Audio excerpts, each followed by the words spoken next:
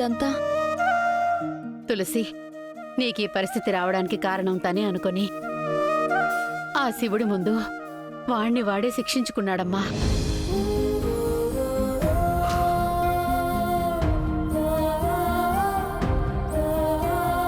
నీ ప్రాణం నిలబెట్టడానికి తను ప్రాణత్యాగానికి సిద్ధమయ్యాడమ్మా.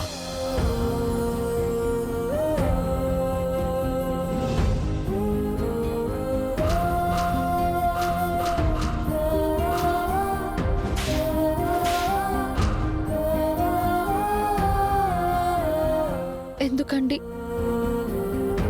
ఎందుకు ఇంత పని చేశారు? నా ప్రాణాలు నిలబెట్టాలని మీ ప్రాణాలు పోగొట్టుకోవాలా? ఏంటండి ఇది? నువ్వు లేకపోతే నేను బతకలేనుగా తులసి.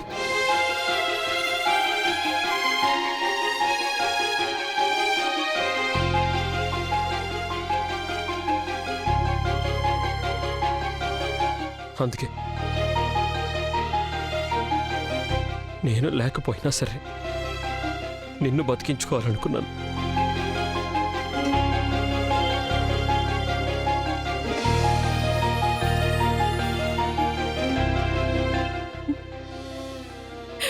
ఇంత గొప్ప భర్త దొరకడం నీ అదృష్టం తల్లి. అదృష్టం తనది కాదత్తయ్య, నాది. నాలాంటి వాళ్ళు అంతటా ఉంటారు, ఆకాశంలో తారల్లాగా. కానీ తులసి లాంటి అమ్మాయి ఒక్కతే ఉంటుంది, చందమామలాగా.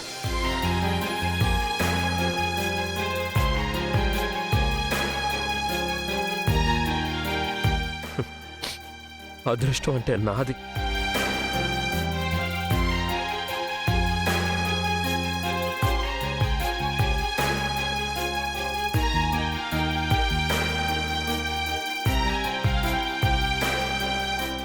అమ్మా తులసి,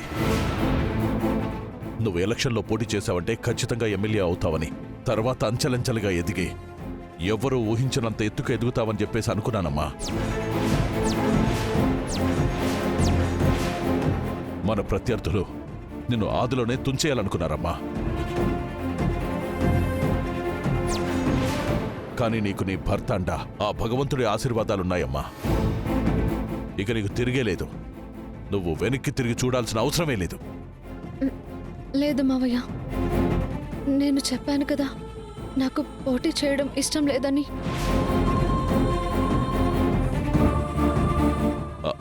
చెప్పావమ్మా, కానీ నా మాట కూడా విని తల్లి.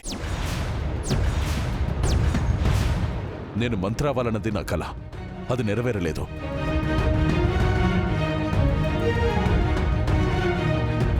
కొడుకుని మేయర్గా చూద్దామనుకున్నానమ్మా, అది కూడా తీరలేదు. కానీ ఆ దేవుడి దయవల్ల మాకెవ్వరికీ రాని అవకాశం నీకు దక్కిందమ్మా. అలాంటిదే అందరి ముందు నాకీ పాలిటిక్స్ ఇష్టం లేదని చెప్పావు. నేను బిత్తరపోయానమ్మా.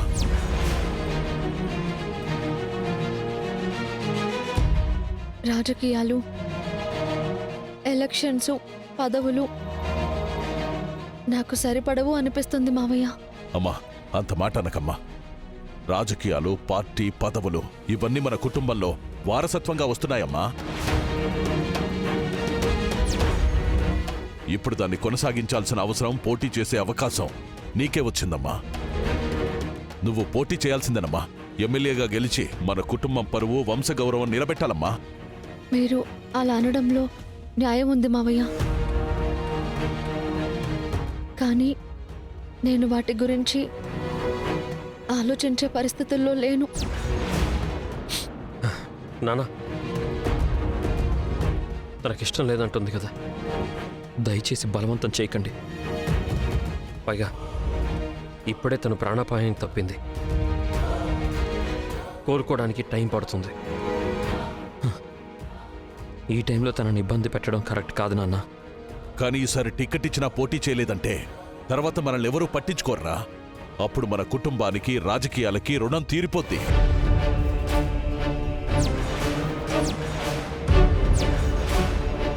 ఇక నా కలలన్నీ కళ్ళలైపోయినట్టేరా. నా వల్ల మీరు బాధపడడం నాకు ఇష్టం లేదు. మీరు చెప్పినట్టే నేను ఎమ్మెల్యేగా పోటీ చేస్తాను.